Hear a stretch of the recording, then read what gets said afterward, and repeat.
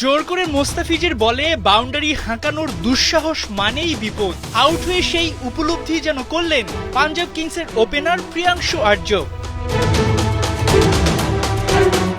দিল্লির নিয়ম রক্ষার ম্যাচ, তবে ফিজের কাছে মহা গুরুত্বপূর্ণ ভালো কিছু করার। জয়পুরে টস জিতে দিল্লি ক্যাপিটালসের ফিল্ডিং করার সিদ্ধান্ত।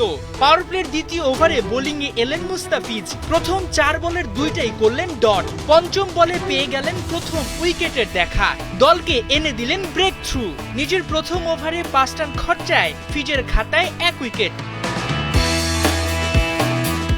অবশ্য দ্বিতীয় ওভারে এসে বেশ এক্সপেন্সিভ মুস্তাফিজ। 2 বাউন্ডারিতে 14 রান খরচ করলেন, পেলেন না একটি উইকেটের দেখাও, যদিও একটা ডট বল দিয়েছেন। তবে তৃতীয় ওভারে ঠিকই ঘুরে দাঁড়িয়েছেন ফিজ, শশাঙ্ক সিংকে তুলে নিয়েছেন। 4 রান খরচায় এ ওভারে আরও একটা উইকেট তার খাতায়।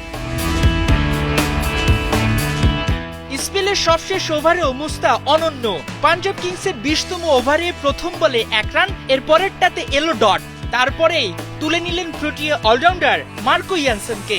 যদিও শেষ বলে আরও একটি উইকেট তুলে নেওয়ার সুযোগ ছিল, তবে নোম্যান্স ল্যান্ডে তা হয়নি। অবশ্য তাতে মুস্তাফিজকে দলের সেরা বোলার হওয়া থেকে আটকানো যায়নি। 4 ওভারে 33 রান খরচায় মাত্র 8.5 ইকোনমিতে 8টা ডট বল দিয়ে দুর্দান্ত বোলিং করেছেন টাইগার পেসার। পাওয়ার প্লে কিংবা ডেথ ওভার সবখানে ফিজ অনন্য।